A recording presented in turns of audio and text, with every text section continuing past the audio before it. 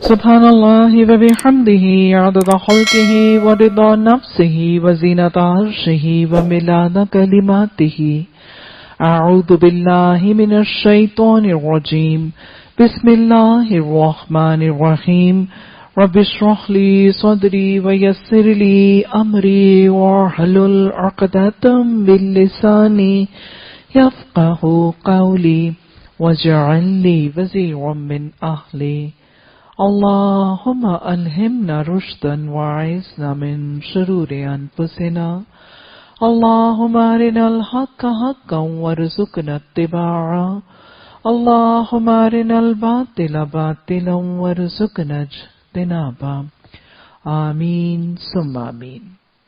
تفسیر سورہ یوسف، رکوع نمبر 7، آیت نمبر 50۔ وقال الملك ائتوني به فلما جاءه الرسول قال ارجع إلى ربك فاسأله ما بال النسوة اللاتي قطعن أيديهن إن ربي بكيدهن عليم۔ اور جب بادشاہ نے کہا کہ تم اس کو لے کر آؤ میرے پاس، یہ کب ہوا؟ داستان جاری ہے۔ حضرت یوسف علیہ السلام مختلف مراحل، مختلف منزلوں میں سے پے در پے آزمائشوں سے دوچار ہوتے ہوئے اب اپنی آزمائش کے اختتام کے مرحلے پر پہنچ چکے۔ ہاں، یہ میں نے کہہ دیا کہ آزمائش کے اختتام کے مرحلے پر، اس حوالے سے کہ تکلیفوں کے اختتام کے مرحلے پر، کیونکہ ضروری تو نہیں کہ تکلیف، دکھ، غم، پریشانی ہی آزمائش ہو۔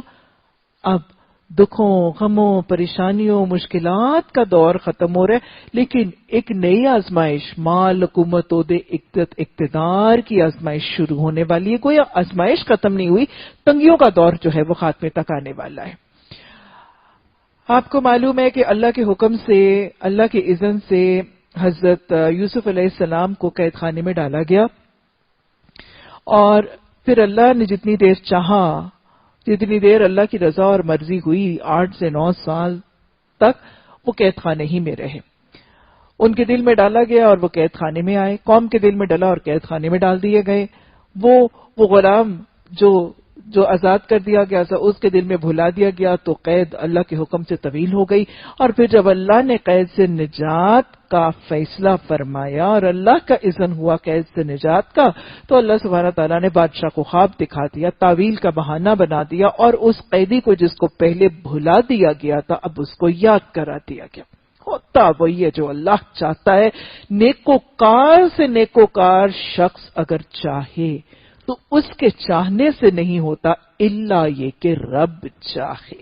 ہوتا وہی ہے جو رب چاہے۔ تو لہذا اب جو خواب کی تعبیر، وہ غلام نے جو شاہی فرستادہ تھا، دربار کا کوئی خادم تھا، اس نے جب حضرت یوسف علیہ السلام سے جا کے خواب کی تعبیر، بادشاہ کے خواب کی تعبیر بادشاہ کو بتائی، اور یہ بڑی انہونی سی تعبیر تھی اور بڑا ایک علمی سا تاثر پیدا کرتی تھی یہ تعبیر۔ تو بادشاہ اس تعبیر بتانے والے سے ملنے کا خواہش مند ہو گیا کہ ظاہر ہے جو ایک اتنی زبردست تعبیر اور پھر اس تعبیر پر آنے والی تکلیف اور مشکل اور قحط سالی کا کہ سد باب کا طریقہ بھی جو ہے اس کا طریقہ بتا رہا ہے، وہ شخص کو صاحب علم ہوگا۔ اس کی تعبیر اور ان کے ترکیب اور طریقوں کی علمیت سے مرعوب ہو کر بادشاہ نے کہا کہ اب اس کو میرے پاس لاؤ۔ اللہ سبحانہ تعالیٰ نے جس کام کا ارادہ فرمایا تھا اب وہ ہو گیا اور اس ٹھکانے تک پہنچا دیا۔ یہی تو اللہ نے پہنچانا چاہا تھا، یہی تو اللہ پہنچانا چاہتا تھا۔ اللہ نے اپنے کام کا بنا لیا ہے، اب اس حکومت کے دروازے تک ان کو پہنچا دیا۔ کہاں رکھا تھا؟ اللہ نے باپ کی گود میں رکھا تھا، ماں باپ کے گھر میں شفقت دی تھی، محبت دیا تھا، اخلاق کا درس دیا تھا، معاملات کا حسن سکھایا تھا، نبوت اور وحی کی تعلیمات کے زیور سے آراستہ کر کے نبوت کی کرنوں میں نشو نمان کر کے 17 سال کی عمر میں وہاں سے نکال لیا تھا۔ وہاں کی تعلیم اور تربیت جب مکمل ہو گئی، تربیت اور تزکیہ اس ماحول کا مکمل ہوا، تو اللہ نے وہاں سے نکال کر کنویں میں پھینکوا دیا۔ کنویں سے پھینکوا کر پھر اللہ نے غلام بنا دیا۔ غلامی کے دور میں اللہ نے دنیا کا علم، دنیا کی حکومت کے طریقے، وہ فہم، وہ فراست، دنیاوی ہنر، یہ سب کچھ سکھایا، اور پھر عاجزی بھی سکھائی، سختی بھی سکھائی، سہل پسند زندگی سے ذرا ہٹ کے ٹف زندگی گزارنے کا طریقہ بھی سکھایا، پھر قید خانے میں پہنچا دیا۔ وہاں پہ جسمانی مضبوطی بھی دی، وہاں پہ روحانی مضبوطی بھی دی، وہاں پہ اعصابی مضبوطی بھی دی، اور وہاں پر تنہائی میں قید خانے میں تربیت، تزکیہ اور بہت سے اور معاملات جو ہیں ان کا بہترین موقع بھی دیا۔ کل بات قید خانے پر ہو رہی تھی، اور حضرت یوسف علیہ السلام نے کیسے اپنے اس قید خانے کے دور کو ایک مثبت طریقے اور پازیٹو طریقے اور دعوت اور ارشاد کے لیے استعمال کیا، اور حالت کو اپنے اوپر غالب نہیں آنے دیا۔ اسی حوالے سے اگر میں مولانا مودودی رحم اللہ کا تذکرہ بھی کروں تو ان کی رودات بھی اس سنت رسول صلی اللہ علیہ وسلم کے اتباع میں نظر آتی ہیں۔ یہ قرآن کی تفسیر کا خزانہ اور علم کا ایک بحر بے کران جو ہمارے ہاتھ میں قرآن کی تفسیر کے حوالے سے ہے، مولانا مودودی رحم اللہ کی کاوش تفہیم القرآن مولانا مودودی رحم اللہ نے بھی قید اور جیل خانے ہی میں لکھا تھا۔ سلاخوں کے پیچھے پابندے سلاسل تھے، اور وہاں پہ تفہیم القرآن کی تکمیل ہوتی ہے۔ مولانا مودودی رحم اللہ نے جب اعلان کر دیا عقیدہ ختم نبوت کی وضاحت کے حوالے سے کہ قادیانیوں کو نان مسلم قرار دینے کا اعلان مولانا مودودی رحم اللہ نے کیا، تو اس پر حکومت وقت نے ان کو قید اور پھر قید کے بعد قتل کی سزا تک سنا دی گئی تھی۔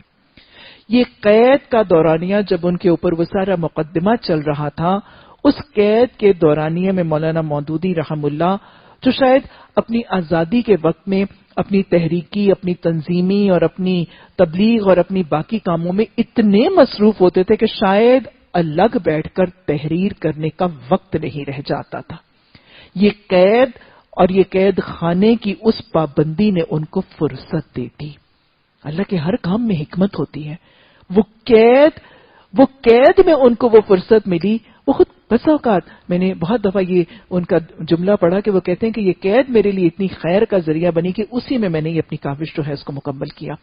اور اپنی قید خانے کے اندر ہی مولانا مودودی نے جہاں پہ ان کو وہ ایک کمرے میں رکھا جاتا تھا، انہوں نے اپنا پورا لٹریچر، کیونکہ بہت تحقیق ہے مولانا کی اس میں، انہوں نے اپنا سارا لٹریچر جو ان کو تحقیق کے لیے چاہیے ہوتا تھا وہ بھی وہیں پہ موجود ہوتا تھا، اس کو پڑھتے رہتے تھے، اور اس فرصت کے اوقات میں اس فارغ البالی کے اندر انہوں نے تفہیم القرآن جیسی کاوش جو ہے اس کو پایا، تکمیل تک پہنچایا۔ اور صرف یہی نہیں، اگر آپ نے سیرت کا مطالعہ کیا ہو تو مولانا مودودی رحم اللہ کی بہت ہی خوبصورت اور عمدہ ترین سیرت کی کتاب سیرت سرور دو عالم، اس کا جو مکی دور ہے وہ بھی مولانا نے قید ہی میں لکھا، اور پھر جب قید سے رہائی مل گئی تو پھر اس کا مدنی دور نہ لکھ سکے۔ تو یہ قید ان کی اتنا بڑا خیر کا ایک پیش خیمہ اس قوم کے لیے بھی، امت مسلمہ کے لیے۔ آج کوئی زمین پر ایسی زبان نہیں جس میں مولانا مودودی کی تفہیم القرآن کا ترجمہ موجود نہ ہو۔ پورچوگیز، اٹالین، اسپینش، ہر زبان کے اندر مولانا مودودی کی تفسیر کا ترجمہ موجود ہے، اور لوگ اس کو قرآن کے فہم سے کے لیے مستفید ہو رہے ہیں۔ اللہ کے ہر کام میں حکمت ہے، خیر ہے، اور اللہ نے ان کو اس کار خیر کا موقع دینا تھا، اس کار خیر کی فرصت دینی تھی، لیکن یہ فرصت سے فائدہ اٹھانے والے ہی ان فرصتوں سے خیر کا طریقہ اختیار کرتے ہیں۔ اللہ ہر حالت میں ہمیں حالات کو اپنے اوپر غالب کرنے سے بچانے کی توفیق عطا فرما دے۔ اللہ جب فرصت ہو تو اس فرصت کی قدر کرنے کی توفیق عطا فرما دے، اور اللہ جوانی، صلاحیت، مال، صحت، ان تمام چیزوں کا، ان نعمتوں کی قدر کر کے، بر وقت ان چیزوں کی قدر کر کے ان کو اپنے لیے صدقہ جاریہ بنانے والا خوش نصیب بنا دے۔ بہرحال اب جب شاہی فرستادے نے جا کے بتایا بادشاہ کو، وہ خواب کی تعبیر سنائی، تو انہوں نے کہا کہ اس کو میرے پاس لے کر آؤ۔ اب اس شاہی فرستادے کو واپس حضرت یوسف علیہ السلام کو لانے کے لیے بھیجا گیا۔ فرستادے نے ظاہر جا کے کہا ہوگا کہ بادشاہ سلامت آپ کو بلاتے ہیں۔ حضرت یوسف علیہ السلام کا جواب کیا ہے؟ فرستادے نے کہا کہ بادشاہ آپ کو بلاتا ہے۔ ہاں، یہ بادشاہ کا بلانا کیا تھا؟ وہ قوم جس نے جیل خانے میں پھینک دیا تھا، اس کا حکمران اگر بلا رہا ہے تو آزادی کا امکان ہے۔ آزادی کا امکانات نظر آ رہے ہیں، غلامی کے ختم ہونے کی امید نظر آ رہی ہے، پابند سلاسل سے آزادی کی زندگی نظر آ رہی ہے، اور کیا نظر آ رہا ہے؟ ہو سکتا ہے عزت دیے جائیں گے، عہدہ اقتدار دیے جائیں گے، مقرب دربار بنائے جائیں گے، کتنے بڑے بڑے امکانات نظر آ رہے ہیں، کتنی بڑی بھی زندگی کی اپرچونٹیز نظر آ رہی ہیں. لیکن حضرت یوسف علیہ السلام نے وہ فرزندے کو کیا جواب دیا؟ اپنے بادشاہ کے پاس واپس چلے جاؤ. ارجع الی ربک، چلا جا واپس اپنے بادشاہ کے پاس. میں نہیں جاؤں گا تیرے ساتھ، میں نہیں جاؤں گا تیرے ساتھ ابھی. جا تو اپنے بادشاہ کے پاس واپس چلا جا. اس کو پوچھ ان عورتوں کا معاملہ کیا ہے جنہوں نے اپنے ہاتھ کاٹ لیے تھے. ویسے تو پوچھ، تجھے پتا نہیں، میرا رب تو ان کی مکاری کو جانتا ہے. کتنا زبردست ہے یہ جواب. اور یہ جواب حضرت یوسف علیہ السلام کی کتنے بڑے اخلاق اور ان کے نمونوں کو ظاہر کر رہا ہے. ہاں، حضرت یوسف علیہ السلام کا رویہ نظر آ رہا ہے، کتنا تحمل ہے، کتنی معاملہ فیملی ہے، کتنی بردباری ہے. اور جلد بازی کا تو کوئی دور دور تک شائبہ ہی نہیں نظر آ رہا. کوئی ہے جلد بازی؟ لپک کے اڑتے، بھاگ جاتے، فوراً نکلتے؟ نہیں. تحمل، ٹھہراؤ، جماؤ، وقار، بردباری، معاملہ فہمی، صبر اور جلد بازی سے بچنے کا طریقہ. اور پھر دل میں روب کس کا ہے؟ بادشاہ وقت کا روب ہے، بادشاہ وقت سے مروب ہے. دنیا کے حاکموں کا روب نہیں ہے. روب محبت اور خوف کے پیمانے بدل چکے.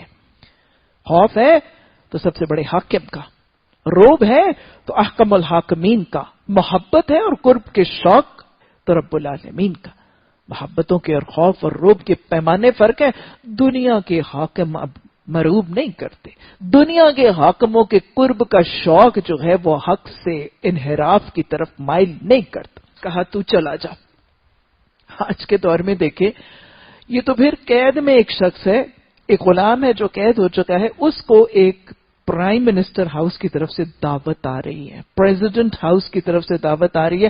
آج آزاد گھر میں رہنے والے کو پریزیڈنٹ ہاؤس کی طرف سے کسی سرکاری فنکشن، کسی برتھ ڈے، کسی شادی کا دعوت نامہ آتا ہے تو کیسی پھٹ جاتے ہیں خوشی سے.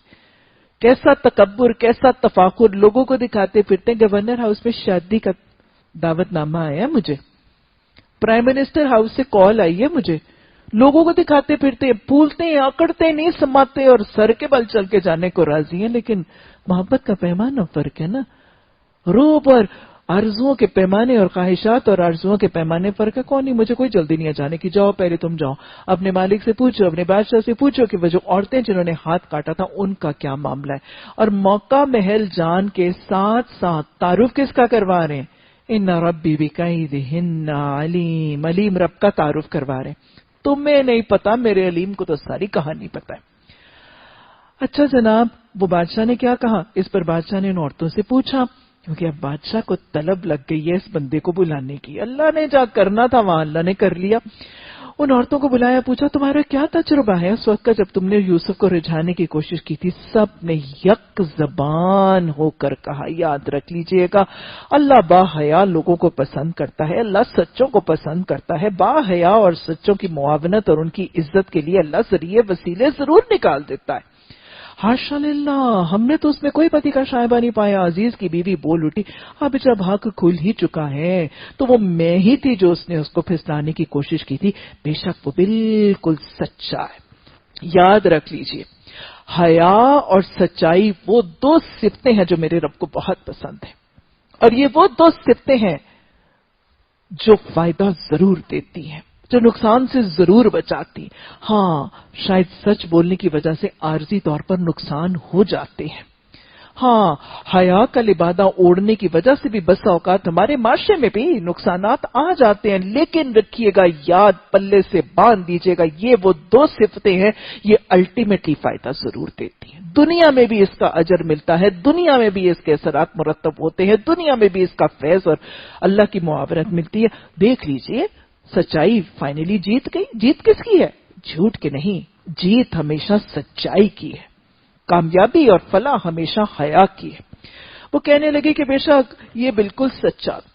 یوسف علیہ السلام نے کہا، اس سے میرا غرض یہ تھا کہ یہ جو سارا میں نے سٹیپ کیا ہے کہ واپس بھیجا ہے اور وہ کچہری لگائی ہے اور عورتوں کے ذریعے اپنی پاک دامنی کا تذکرہ واپس کروایا ہے، اس سے میری غرض کیا تھی کہ میرا مقصد کیا تھا، what was the purpose behind all these things.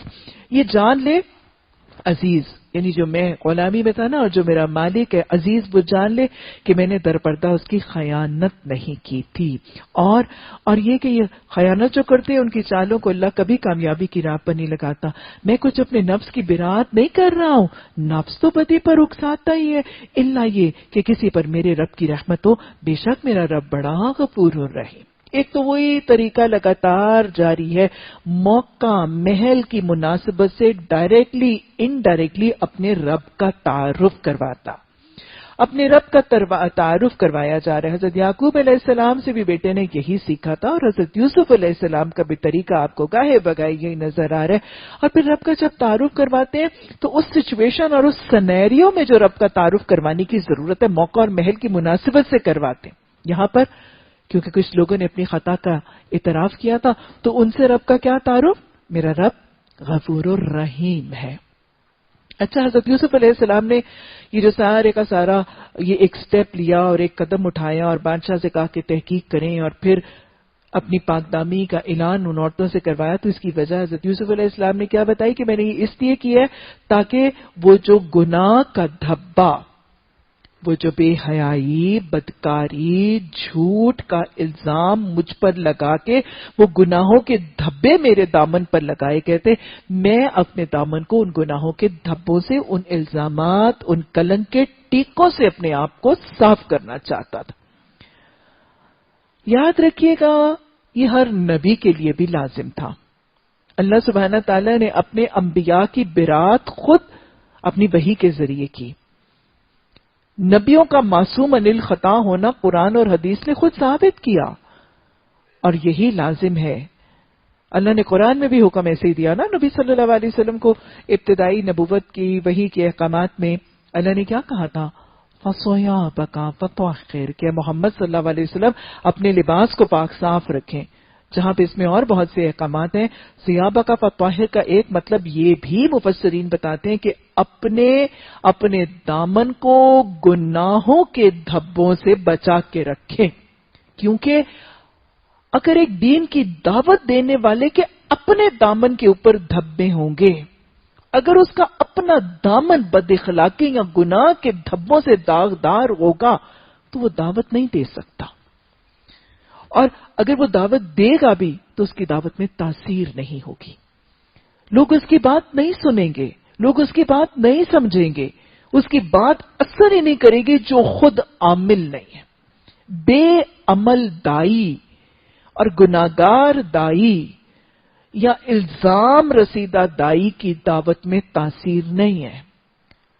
تو یاد رکھیے، اگر دین کی دعوت کا کام کرنا چاہتے ہیں تو اپنے دامن کو گناہوں کے دھبوں سے بچانے کا اہتمام کر لیجئے. آپ کے اخلاق، آپ کے معاملات، آپ کے اندر وہ بد اخلاقیاں، جھوٹ، بدعہدیاں اگر اس قسم کے طریقے ہوئے، بے حیائی، فحاشی، عریانی، کوئی اس قسم کی بدکاریاں ہوئی تو دعوت میں تاثیر نہیں رہے گی. وہ قول و فعل کا تضاد دعوت کی تاثیر جو ہے اس کو اٹھا دے گا، اور لوگ نہ بات سنیں گے نہ بات سمجھیں گے. تو لہٰذا حضرت یوسف علیہ السلام نے اسی سنت اور اللہ کے حکم کے مطابق وہی حکم جو رسول اللہ صلی اللہ علیہ وسلم کو بھی دیا گیا تھا، اپنے دامن سے وہ جو الزامات تھے ان کو دھونے کے لیے سارے کا سارا معاملہ جو اس کو اختیار کیا. بادشاہ نے کہا اب اسے میرے پاس لاؤ تاکہ میں ان کو مخصوص کر دوں. اسی دن کے لیے تو کام اٹھا کے رکھا گیا تھا، ساری کی ساری روداد اسی کام کے لیے تھی. اب ٹھکانے پر پہنچ گئے کیونکہ اللہ نے اپنے کام کا بنا لیا نا. اللہ جب اپنے کام کا بنا لیتا ہے تو پھر وہ ساری چیزوں سے نواز دیتا ہے. جب یوسف علیہ السلام نے اس سے گفتگو کی تو اس نے کہا، کس نے کہا؟ بادشاہ وقت نے کہا، آپ ہمارے ہاں قدر و منزلت رکھتے ہیں، عزت کس کے ہاتھ میں ہے؟ ارے بتائیں نا، المعز رب کے ہاتھ میں ہے عزت. کوئی عزت دینے والا نہیں سوائے اس معز. وَعِزُّ مَن تَشَاءُ وَتُذِلُّ مَن تَشَاءُ وَبِيَدِكَ الْخَيْرُ. تو جس کو عزت دیتا ہے اس کو کوئی ذلیل نہیں کر سکتا، اور تو جس کو ذلیل کر دیتا ہے پھر اس کو کوئی عزت دے نہیں سکتا. اللہ سبحانہ تعالیٰ نے حضرت یوسف علیہ السلام کو عزت کے اس درجے پر پہنچایا تو اب عزت کوئی چھین نہیں سکتا، اور جب تک اللہ سبحانہ تعالیٰ نے اس درجے پر پہنچایا نہیں تک کوئی یہ درجہ دلا نہیں سکتا.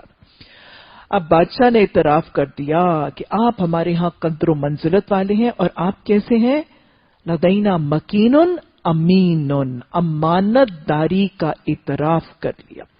جب بادشاہ کی زبان سے حضرت یوسف علیہ السلام نے اپنی تعریف سنی اور قدردانی اور اس کا اعتراف سنا، تو حضرت یوسف علیہ السلام نے کیا کہا؟ قال اجعلنی علی خزائن الارض انی حفیظ علیم، آپ مجھے زمین کے خزانوں پر مقرر کر دیجئے، میں کیسا ہوں؟ میں حفیظ بھی ہوں اور میں علیم بھی ہوں۔ حضرت یوسف علیہ السلام نے اپنی چند صفات کا تذکرہ کیا، اس میں اپنے منہ میاں مٹھو بولنے کی بات نہیں تھی، اس میں اپنی ایک کریڈیبلٹی ظاہر کرنی تھی، کیونکہ حضرت یوسف علیہ السلام اب حاکم وقت اور بادشاہ سے کیا مانگ رہے ہیں؟ حکومت، عہدہ اور اقتدار مانگ رہے ہیں۔ حضرت یوسف علیہ السلام نے بادشاہ وقت اور حکمران سے کیا مانگا ہے؟ میں پھر دہرا رہی ہوں، حکومت، عہدہ، اقتدار مانگا ہے۔ کیا اللہ کے بندے اللہ کو اور اللہ کی کتاب کو ماننے والوں کے لیے حکومتوں کو، عہدوں اور اقتدار کو مانگنا ناجائز ہے؟ ناپسندیدہ ہے؟ منع ہے؟ حرام ہے؟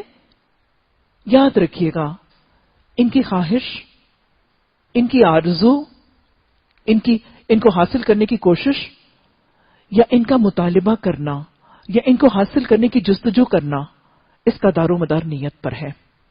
انما الاعمال بالنیات۔ اگر دنیا کے حکومت، عہدے، اقتدار کے حصول کی خواہش، ہرس، طلب، تڑپ، ایفرٹ یا مانگنے کا طریقہ، اس کا مقصد اللہ کے دین کی تبلیغ ہو، اللہ کے دین کی اشاعت ہو، اللہ کے دین کی حفاظت ہو اور اللہ کے قرآن کا نفاذ ہو، اگر حکومت، عہدے، اقتدار کو مانگنے یا حاصل کرنے کی کوشش کے پیچھے متحرک جذبہ اللہ کی زمین پر احکم الحاکمین کے دین کی حاکمیت کو قائم کرنا، اگر یہ مقصد ہو تو یہ نہ ناجائز ہے، نہ منع ہے، نہ حرام ہے، نہ مکروہ ہے، نہ ناپسندیدہ ہے، بلکہ عین آج پتا چل رہا ہے سنت محسن حضرت یوسف علیہ السلام۔ اللہ نے اس کو ناپسند نہیں کیا، اللہ نے اس کی تردید نہیں کی، اللہ نے اس کی کراہت کا اظہار یہاں پر بھی نہیں کیا۔ اور صرف سنت رسول یوسف علیہ السلام نہیں، حضرت یوسف علیہ السلام کی سنت ہی نہیں، محمد صلی اللہ علیہ وسلم کی بھی سنت نظر آتی ہے۔ ہجرت کے بعد جب آپ مدینہ آتے ہیں تو آپ نے مدینہ میں کیا کیا تھا؟ کیا حکومت کی باغ ڈور اپنے ہاتھوں میں نہیں لی تھی؟ عہدہ، اقتدار اپنے ہاتھوں میں نہیں لیا تھا؟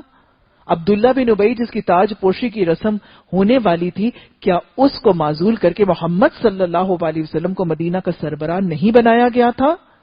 کیا آپ کو سپہ سالار اعظم نہیں بنایا گیا تھا؟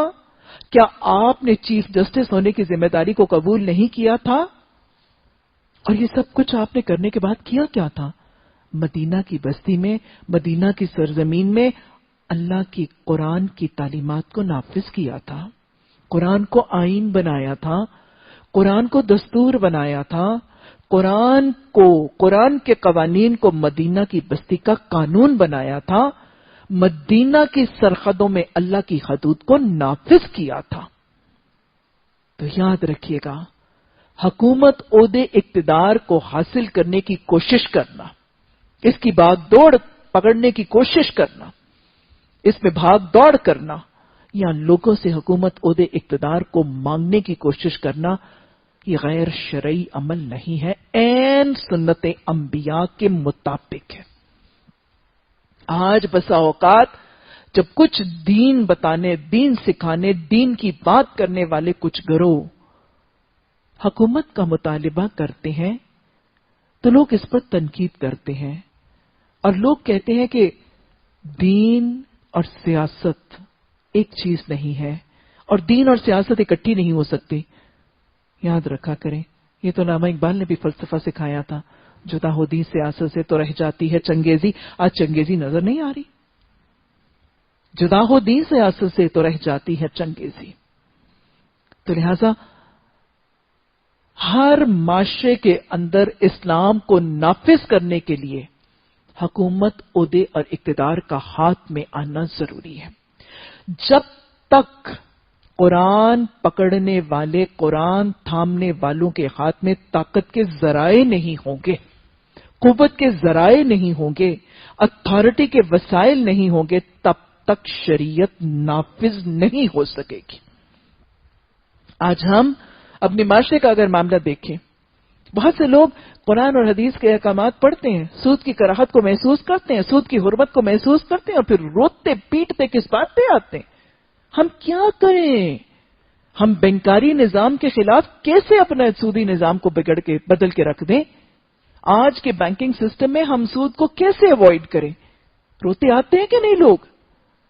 آج بہت سی مائیں میرے پاس روتی، تڑپتی، سسکتی، بلکتی آتی ہیں کہ میں نے اپنے گھر کے اندر ٹی وی بند کر دیا، میں نے اپنے گھر کے اندر انٹرنیٹ بند کر دیا، میں نے اپنے گھر کے اندر کیبل بند کر دیا، میں نے اپنے گھر کے اندر اقیم الصلاۃ و زکوٰۃ کا نظام نافذ کر دیا. میں کیا کروں؟ میرے بچے باہر کے اسکولوں سے اتنا کند لے کے آ رہے ہیں، میرا بچہ باہر کے ماحول کو، اسکول کے ماحول کو ایکسپوزڈ ہے، میں کیا کروں اپنے بچے کی اصلاح کے لیے؟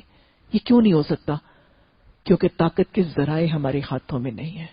ہم اسکول کا سلیبس نہیں بدل سکتے، قرآن پڑھنے والے اسکول کا نظام نہیں بدل سکتے، اس کا تعلیم کا، ایجوکیشن کا سسٹم ہم ایبروگیٹ نہیں کر سکتے. ہم کچھ نہیں کر سکتے جب تک دینداروں کے ہاتھ میں طاقت کے ذرائع نہ ہو.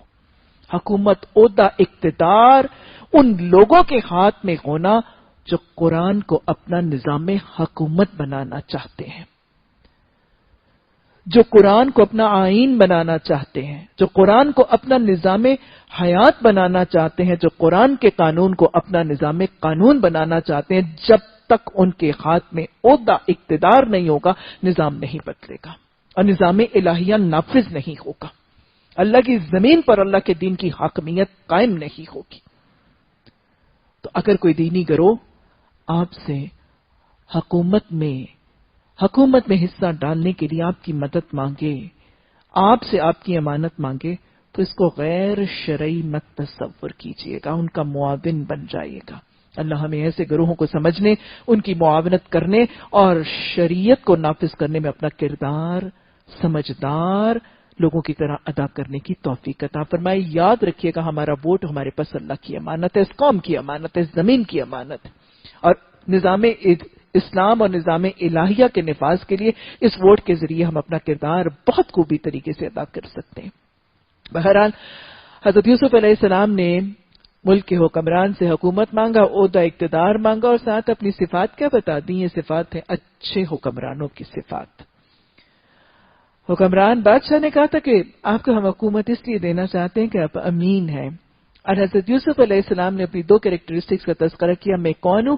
حفیظ علیم ہوں. اچھے حکمران کی 3 صفات آج کے وہ شخص جس کو حکومت، عہدہ، اقتدار سونپا جانا چاہیے، اور سونپے جانے سے پہلے جو 3 پیمانے پر رکھنے ضروری ہیں، اس کو امین اور حفیظ ہونا ضروری ہے، امانت دار ہونا ضروری ہے، حفاظت کرنے والا ہونا ضروری ہے، اور علیم ہونا ضروری ہے.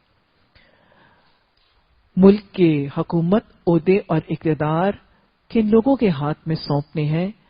خائنوں، لٹیروں، ڈاکوؤں، رہزنوں، ڈکیتوں، اچکوں کے حوالے نہیں کرنے ہیں.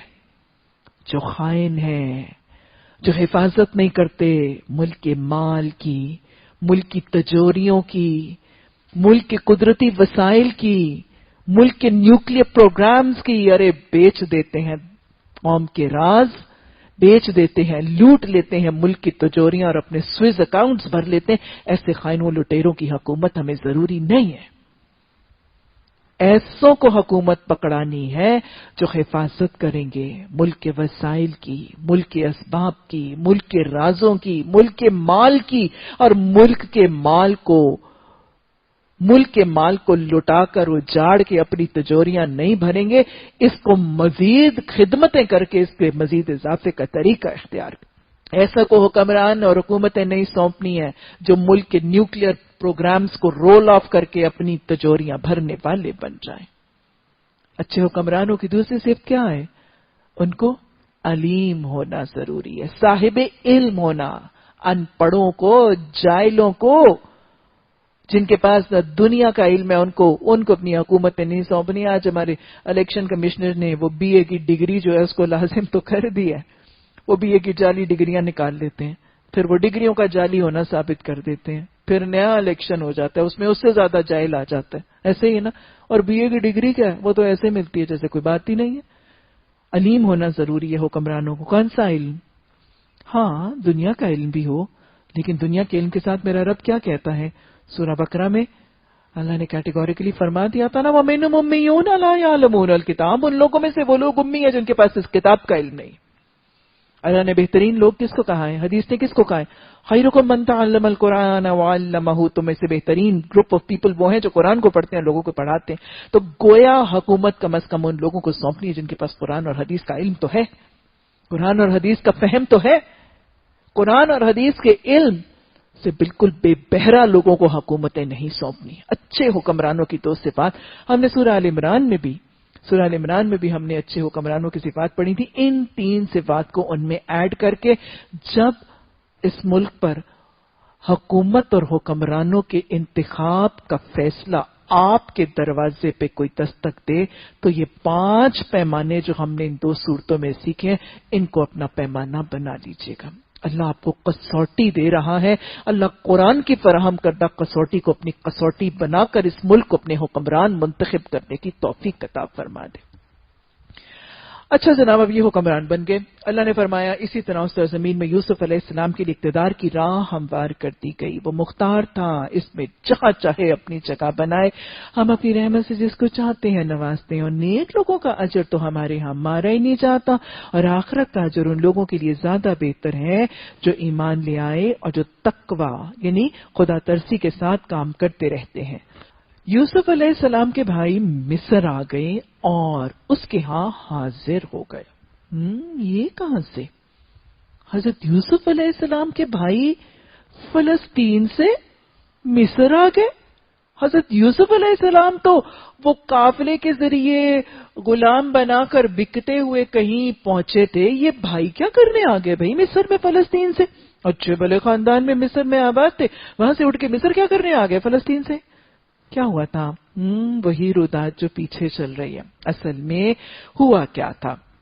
یہ وہ خواب جو بادشاہ نے دیکھا تھا، جس کی تعبیر حضرت یوسف علیہ السلام نے بتائی تھی، اس سچے نبی کی خواب کی تعبیر بالکل سچی ہوئی اور بالکل ویسا ہوا جیسے حضرت یوسف علیہ السلام نے خواب میں بتایا تھا کہ پہلے 7 سال جو ہیں وہ کھیتی باڑی کے آئے اور خوب بارشیں برسیں اور خوب انہوں نے اپنی فصلیں کاٹیں اور ان 7 سالوں میں خوب زراعت اور کھیتی باڑی ہوئی. لیکن 7 سالوں کے بعد پھر کیا ہوا تھا؟ 7 سال خشک سالی کے اور قحط سالی کے مسلط ہو گئے تھے.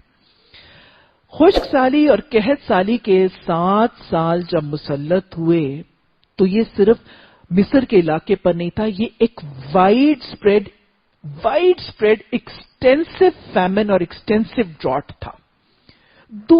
دور تک صرف مصر میں قحط اور مصر میں خشک سالی نہیں ہوئی تھی. مصر کے علاوہ وہ حجاز کا علاقہ، عرب پیننسولا اور یہ سارے کے سارے علاقے ہیں، they were just all of them were struck with drought. ساروں میں خشک سالی آ گئی تھی اور ساروں کے اندر قحط سالی جو ہے وہ مسلط ہو گئی تھی. لیکن قحط سالی اور خشک سالی کے نقصان دہ اثرات مصر کے علاقے پر انہوں نے کوئی نقصان مرتب نہیں کیا تھا. کیوں؟ کیونکہ حکمران کون سا تھا، نظام کون سا تھا؟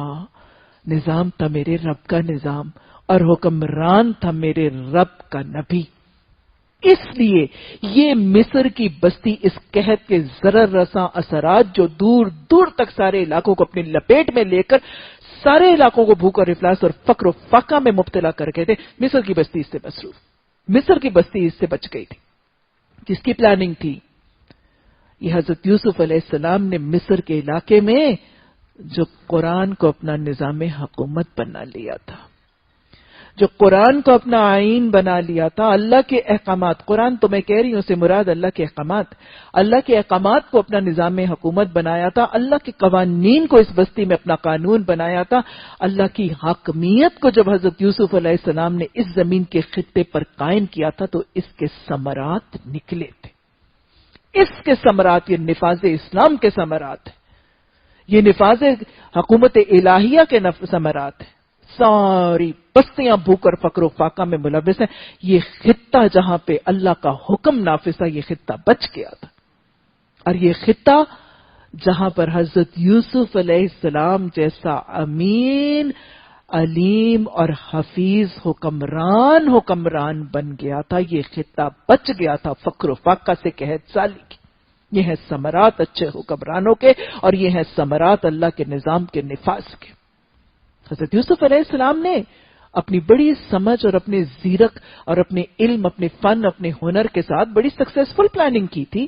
5-7 سالہ حفاظتی منصوبہ بنایا تھا، 5 سالہ ترقیاتی حفاظتی منصوبہ بنایا تھا، اور بڑے سمجھدار طریقے سے انہوں نے معاملہ کیا تھا۔ حکومت کی باغ ڈوڑ ملی تھی، تو اب اگلے 7 سال جب بہت زیادہ کھیتی باڑی ہوتی تھی تو حضرت یوسف علیہ السلام بڑی حکمت عملی سے جتنا غلہ علاقے کے لوگوں کو درکار ہوتا تھا صرف اتنا ایشو کیا جاتا تھا، باقی کا غلہ بالیوں ہی میں، گرنیریز میں اور گودامز کے اندر حفاظت کے ساتھ محفوظ کر لیا جاتا تھا۔ نہ یہ غلہ لٹتا تھا، نہ یہ غلہ اجڑتا تھا، نہ یہ غلہ جو ہے یہ سرحدوں کے پار جو ہے یہ اغوا کیا جاتا تھا، کچھ نہیں ہوتا تھا۔ بلیک مارکیٹنگ بھی نہیں ہوئی تھی، ہوڈنگ بھی نہیں ہوئی تھی، اسمگلنگ بھی نہیں ہوئی تھی اس غلے کی، کیونکہ حکمران امین تھا، حکمران حفیظ تھا، حکمران علیم تھا، اللہ کے احکامات کے علم والا۔ بڑی سمجھداری اور منصوبہ عمل کے ساتھ اس غلے کو بچا کے رکھا گیا تھا، اور سرکاری گوداموں کے اندر اس کو محفوظ کر لیا گیا تھا، اس کی بالیوں کے اندر۔ اس کے بعد پھر جب 7 سخت قحط سالی کے مشقت کے سال آئے تو پھر حضرت یوسف علیہ السلام کا یہ لائے عمل اور یہ منصوبہ عمل کامیاب ہوا۔ پھر ان گرینیریز کے اندر سے، ان گوداموں کے اندر سے حفیظ حکمران، امین حکمران، علیم حکمران کا فیض ملا اس بستی کو، اور غلہ گاہے بگاہے اس بستی کی ضرورت کے لیے نکلتا رہا۔ پوری کی پوری مصر کی بستی نے فیض پایا تھا، کوئی مصر میں بھوکا نہیں تھا، حالانکہ اتنی شدید قحط سالی تھی۔ اور یاد رکھیے گا، میرے رب کے نظام حکومت کو اپنا نظام حکومت بنانا اور میرے رب کے بتائے ہوئے حاکموں کو اپنا حاکم بنانا کیسے ثمرات، صرف مصر کی بستی نہیں، دور دور سے لوگ غلہ اس بستی سے لینے کے لیے آتے تھے۔ اس بستی میں سب سے زیادہ قحط تھا، قحط کا آغاز ہی مصر سے ہوا تھا، لیکن مصر والے بچ گئے تھے، مصر والے پیٹ بھر کے سوتے تھے، بلکہ دوسری بستیوں والے بھی ان سے غلہ لینے کے لیے آتے تھے۔ یہ ثمرات ہیں نفاذ اسلام کے، یہ برکات ہے اچھے حکمرانوں کی، یہ برکات ہے نافذ کرنے والے قرآن، نافذ کرنے والے اللہ کی حاکمیت کے حکمرانوں کی برکات ہیں۔ اللہ میری قوم کو یہ اصول سمجھ میں آ جائے۔ اگر تقابلہ کر لیجئے، آج کے حالات کا تقابلہ کر لیجئے، آج ہمارے پنجاب کی زمینیں سونا اگلتی ہیں، بہترین دہقان ہیں، بہترین سونا اگلتی کھیتیاں ہیں، بہترین آبپاشی کے وسائل ہیں، لیکن اللہ کے حکم سے کھیتیاں آتی ہیں، گیہوں کی فصل کٹتی ہے، لیکن حکمران علیم نہیں، حکمران حفیظ نہیں، حکمران علیم نہیں جو ہم نے منتخب کر لیے، ہم نے اپنے سروں پہ مسلط کر لیے۔ ادھر اپریل اور مئی میں گیہوں کی فصل کٹتی ہے، اور آپ بھی جانتی ہیں اور میں بھی جانتی ہوں، اور میرا دل خون کے آنسو روتا ہے کہ 2 مہینے نہیں گزرے ہوتے گیہوں کی فصل کٹنے ہوئے کہ ہمارے حکمران کشکول لے کر گیہوں مانگنے کے لیے نکل جاتے ہیں۔ بڑے بڑے پلاننگز، آدھی گیہوں اسمگل ہو جاتی ہیں، آدھی کہیں اجڑ جاتی ہیں، کہیں برباد ہو جاتی ہے۔ یہ بے برکتی ہے نفاذ اسلام کے علاوہ دوسرے نظاموں کی۔ ایسے حکمران منتخب کریں گے، ایسا نظام نافذ کریں گے تو نتائج ایسے ہی ہوں گے۔ یہ فیوز تھی اس مصر کی برکت، مصر کی بستی کے اندر نفاذ اسلام کی، اور اتنا مال، اتنا غلہ کے باہر کے لوگ آ کے لیتے، آج ہماری بھی اگر آپ دیکھیں تو ہماری حکومتیں بہت سے ترقیاتی منصوبے بناتے ہیں، بہت سے حفاظتی منصوبے بناتے ہیں، ہم ایجوکیشنل پالیسیز بناتے ہیں، ہم ہیلتھ پالیسیز بناتے ہیں، جہاں پر ہمیں اگلی 5 سالوں کے بعد 10 سالہ منصوبہ بنتا ہے، 10 سالوں کے بعد ہماری حالت پہلے سے زیادہ خراب ہوتی ہے. ایسے ہے کہ نہیں؟ کیا ترقیاتی منصوبے یہاں نہیں بنتے؟ کیا حفاظتی منصوبے ہماری حکومتیں نہیں بناتی؟ لیکن وہ حکمران ان منصوبوں کو نافذ کرنے والے نہ علیم ہے، نہ امین ہے، نہ حفیظ ہے. اللہ یہ اصول میری قوم کو سمجھا دے. بہرحال حضرت یوسف علیہ السلام کے پاس اتنا فیض کہ باہر کی قوموں کے لوگ جو ہیں وہ غلہ دینے کے لیے آ رہے تھے. اور آپ کو میں یہ بتاتی چلوں کہ جب باہر کے دوسری قوموں کے لوگ آتے تھے تو وہ مواسات کے حوالے سے حضرت یوسف علیہ السلام کا حکم تھا کہ سب کو غلہ دیا جائے گا. اور غلہ کیسے دیا جاتا تھا؟ راشن سسٹم تھا. جیسے ایک زمانے میں ہمارے ملک میں بھی مجھے یاد ہے کہ میرے بچپن میں نا چینی کا بہت شارٹیج ہو گئی تھی، چینی کی بہت زیادہ شارٹیج ہو گئی تھی، تو راشن ڈیپوز بنا دیے گئے تھے اور راشن کارڈ ایشو کر دیا گیا تھا. اور فیملی کے اندر جتنے افراد ہوتے تھے اس کے حساب سے وزن کا جو ہے وہ راشن کارڈ جو ہے وہ ایشو کیا جاتا تھا، اور اس کے حساب سے چینی جو ہے وہ صرف وہاں سے ملتی تھی، اس کے علاوہ اور کہیں سے نہیں ملتی تھی.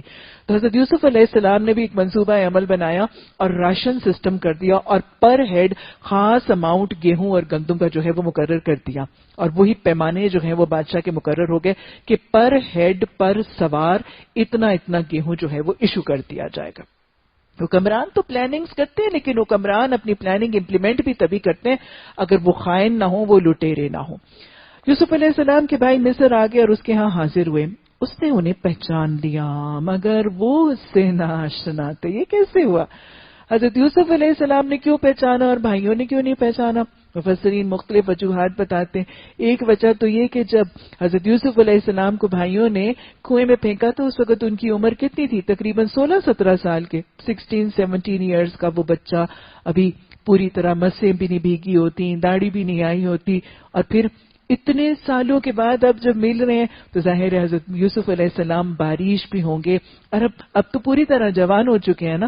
تو وہ ایک بالکل چھوٹی سی ہلکی سی عمر کا وہ بچہ اب ایک فل ایڈلٹ گرون میل. اور سب سے بڑی بات یہ کہ ان کے تو خواب و خیال میں بھی نہیں تھا، ان کے تو وہم و گمان بھی نہیں تھا کہ جس بھائی کو ہم نے خود کنویں میں ڈالا ہے وہ یہاں پہ مصر کا حکمران بن کے بیٹھے گا.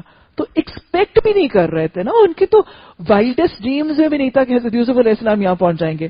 تو بس یہ کچھ وجوہات بنی جس کی وجہ سے بھائیوں نے تو نہیں پہچانا. حضرت یوسف کیوں پہچان گئے تھے؟ کیونکہ بھائی بڑے تھے، اور جس وقت بھائیوں نے کنویں میں ڈالا تھا وہ جوان تھے، بالغ تھے، فل گرون تھے، تو ان کی شکلوں میں شاید اتنا تغیر اور تبدیلی نہیں آئی ہوگی. اور ویسے یہ ساتوں کے ساتوں اکٹھے تھے، اور پھر انہوں نے اپنا علاقہ بھی تو بتایا تھا کہ ہم کہاں سے آئے. ساتھ ویسے ہی بھائی، ویسے ہی شکلیں، ساتھ اکٹھے آئے بھی فلسطین کے علاقے سے. ہی جسٹ could not مس نہیں ہو سکتے تھے. یوسف علیہ السلام نے پہچان لیا اور انہوں نے نہیں پہچانا. کون آ رہا ہے، کس کے پاس آ رہا ہے، اور جس کے پاس آ رہا ہے اس کی پوزیشن کیا ہے، اور جو آ رہا ہے اس کا رویہ کیا تھا. لیکن دیکھ لیجئے حضرت یوسف علیہ السلام کا حسن نہیں، ان کا احسان نظر آئے گا. بھائی ہیں جنہوں نے حسد کیا تھا، جنہوں نے ظلم کیا تھا، زیادتی کی حد کی تھی، اپنے ہاتھوں سے اندھے کنویں میں بھیج دیا تھا. یہ ساری تکلیفوں کی داستان، مشکلات کی چکی جس میں سے حضرت یوسف علیہ السلام گزرے تھے، اس کی وجہ کون تھے؟ اس کا اصل ذریعہ کون بنا تھا؟ وہ تو بھائی تھے نا. یہ ساری پرابلمز، یہ ساری تکلیفوں کی چکی کے پارٹ میں جو پسے تھے حضرت یوسف علیہ السلام، اس کا آغاز، اس کا نقطہ آغاز کرنے والے تو بھائی تھے. ارے سارا ظلم تو ان بھائیوں نے ہی ڈھایا تھا. اپنی ذات پر اتنا ظلم کرنے والا جب سامنے آ جائے، اور سامنے بھی اس حال میں ہو کہ جو ظلم کیا گیا تھا، جو مظلوم تھا، وہ حاکم وقت بھی ہو، وہ حاکم وقت بھی ہو، صاحب قوت بھی ہو، صاحب استطاعت بھی ہو، اس کے پاس مال بھی ہو، عہدہ بھی ہو، اقتدار بھی ہو. اس وقت حضرت یوسف علیہ السلام ایک ہی اپنے کسی دستے کو کہتے، ایک ہی ہرکارے کو کہتے، پکڑ لو اور ان کو قید میں ڈال دو، پکڑ لو اور خوب خوب لگاؤ، اگلے پچھلے بدلے لے لو، ان کو بھی کنووں میں ڈال دو. کیا یہ زیادتی ہوتی؟ ظلم کا بدلہ برابری سے تو جائز ہے، یہ زیادتی تو نہ ہوتی. لیکن حضرت یوسف علیہ السلام نے کیا کہا؟ غصہ پی گئے، معاف کر دیا اور غلہ دے دیا. حضرت یوسف علیہ السلام کے یہاں سے لے کر آگے تک سارے کے سارے رویے آپ کو قرآن کی متقیوں اور جنتیوں کی صفات کی تشریح نظر آئے گی. وہ تشریح جو بسا اوقات جب ہم نے پڑھی تھی آیت تو میں نے آپ کو تبھی کہا تھا کہ یہ مومنوں کی ایک ایسی صفت ہے کہ جو لگتا ہے کہ اس پر عامل ہونا نیکسٹ ٹو امپاسبل ہے. مومنوں کی کون سی صفت تھی؟ اعدت للمتقین، اللہ نے جنت متقیوں کے لیے تیار کی ہے. کون سے ہیں متقی؟ والذین، کیا کرتے ہیں؟ قاذمین الغیظ، غصے کو پی جاتے ہیں. عافین عن الناس، لوگوں کو معاف کر دیتے ہیں. واللہ یحب المحسنین، اللہ احسان کرنے والوں سے محبت کرتا ہے. 3 عمل، غصے کو پینا، معاف کرنا اور پھر احسان کرنا. ہم نے کہا تھا یہ نہیں ہو سکتا. کوئی زیادتی کرے، کوئی ظلم کرے، اس کا اظہار نہ کرنا، اس کو پی جانا، ظاہر ہی نہ کرنا کہ مجھے تم پر غصہ بھی آیا تھا. میں نے آپ کو بتایا تھا کہ پینا کیسا ہوتا ہے. جیسے پانی کا گلاس پیتے ہیں، پتہ بھی نہیں چلتا کسی کو کس نے پانی کا گلاس پیا. پتہ چلتا ہے غصے کو پینا. یہ ہے محسنوں کی اور متقیوں کی صرف، غصے کو پی جاتے ہیں، اگلے کو پتہ ہی نہیں چلتا اس کو غصہ آیا. پینے کے بعد کیا کرتے ہیں؟ اندر اس کا لاوا پکنے نہیں دیتے، معاف کر دیتے ہیں. معاف کرنے کے بعد اس کے حق سے زیادہ دیتے ہیں، اپنے فرض سے زیادہ کرتے ہیں، اس کو سکون دینے کے لیے، اس کو فائدہ دینے کے لیے، اس کو فیض دینے کے لیے یا رب کو راضی کرنے کے لیے کرتے ہیں. دیکھیں یہاں پہ ہو رہا ہے کہ نہیں ہو رہا. غصے کو پیا تھا، بھائیوں کو پتا چلا تھا، تو یہ یوسف علیہ السلام ہے. کوئی ناگواری کے اثرات، کوئی پیشانی کے اوپر شکنے، کوئی چہرے کے اوپر غصہ، کوئی زبان، کوئی لہجہ، کچھ عمل، کوئی سزا، کوئی گرفت، کوئی پکڑنا نہیں. غصے کو پی گئے ہیں، معاف کیا ہے. اور معاف کرنے کے بعد کیا کر رہے ہیں؟ ان کو غلہ دینے کی تھی ضرورت، احسان نظر آ رہا ہے. حق سے زیادہ دے رہے ہیں، اپنے فرض سے زیادہ دے رہے ہیں، ان کی بھوک اور افلاس کو ختم کرنے کے لیے دے رہے ہیں اور رب کی رضا کے لیے دے رہے ہیں. احسان، متقی ایسے ہوتے ہیں، جنتی ایسے ہوتے ہیں. اور یہ بشری طور پر ناممکن نہیں ہے. حضرت یوسف علیہ السلام نے کر کے دکھا دیا. اچھا، انہوں نے کوئی نہیں پہچانا، معاف کر دیا، ان کو غلہ دے دیا اور جانے بھی دیا. پھر جب ان کا سامان تیار کروا دیا تو چلتے وقت ان سے کہا اپنے سوتیلے بھائی کو میرے پاس لانا. حضرت یوسف علیہ السلام اور حضرت یعقوب علیہ السلام کی داستان جب پڑھتے ہیں نا تو مجھے تو ہمیشہ یہ تاثر آپ کے اندر بھی شاید پیدا ہوا ہوگا کہ یہ لگتا ہے کہ شاید یہ تو پتہ نہیں سپر ہیومنز تھے، یہ تو کوئی روبوٹس ہیں، یہ تو پتہ نہیں کس مٹی کے بنے ہوئے، شاید ان کے تو کوئی احساسات ہی نہیں ہے، ان کے تو کوئی جذبات ہی نہیں ہے، ان کو تو نہ غصہ آ رہا ہے، نہ ان کو دکھ ہو رہا ہے، نہ ان کو غم ہو رہی ہے، یہ تو پتہ نہیں کسی اور ہی مٹی سے خمیر سے بنے ہیں. بھئی ہمیں تو دکھ بھی ہوتا ہے، ہمیں تو غم بھی ہوتا ہے، ہم تو اداس بھی ہوتے ہیں، یہ ہمارے جیسے نہیں، یہ تو پتہ نہیں کوئی روبوٹس ہیں، کوئی سپر ہیومنز ہیں، کوئی مشینیں ہیں. یہاں پہ پتہ چلا ان کو اداسی ستاتی تھی، ان کو دکھ آتا تھا. پہلا موقع ملا نا بھائی کے ملنے کا تو ہی ڈنٹ لیو دیٹ اوکیزن. کہتے ہیں اپنے بھائی کو تو لانا، کیا پتا چل رہا ہے بھائی سے غنی نہیں ہو. کہتے ماں باپ بہن بھائی بستی وطن کی یاد ان کو بھی ستاتی تھی، دکھ ان کو بھی آتا تھا، غم پریشانی اداسی ان کو بھی لاحق ہوتی تھی، لیکن ان جذبات کو اپنے حال پر غالب نہیں ہونے دیتے تھے. ان جذبات کی وجہ سے اللہ کی اطاعت کو اپنے دامن سے ترک نہیں کرتے تھے. ایسے ہی ہوتے ہیں صابر اور اللہ پر توکل کرنے والے. اچھا، اب یہ کہہ کے کہ اپنے بھائی کو لانا، اب انشور کرنا چاہتے ہیں کہ بھائی ضرور ہی آئے. اب سارے لائے عمل استعمال کریں. بھائیوں کو ان 10 بھائیوں کو جو آئے ہیں ان کو کہا کہ دیکھو وہ تمہارا ایک سوتیلا بھائی ہے نا، اس کو لے کر آنا. یہ کوئی غیب کا علم نہیں تھا جو پتا چلا تھا، بھائیوں سے پوچھا ہوگا، انہوں نے بتایا ہوگا. اب ان کو ٹیمپٹ کریں. دیکھتے نہیں ہو میں کس طرح پیمانے بھر بھر کے دیتا ہوں، میں کتنا اچھا مہمان نوازوں. یہ اپنی تعریف نہیں کر رہے، ان کو اپنی اچھی عادتیں اور اپنی اچھی صفتیں کیوں بتا رہے ہیں؟ تاکہ وہ اگلی دفعہ آئیں اور ضرور ہی آئیں اور اپنا بھائی بھی لائیں. اس لیے اب ان کو ٹیمپٹ کر رہے ہیں. کہیں ان کو ٹیمپٹیشن دیں گے، کہیں ان کو دھمکی دیں گے، کہیں ان کو اور کوئی معاملہ طریقہ. دیکھتے نہیں ہو میں کیسے پیمانے بھر کے دیتا ہوں اور میں کیسا اچھا مہمان نواز ہوں. اچھا، یہ پہلا طریقہ. دوسرا لائے عمل. حضرت یوسف wanted to make it for sure کہ بنی امین ضرور ہی آئے. یہ پہلا طریقہ. دوسرا، اچھا اگر تم نہیں لاؤ گے نا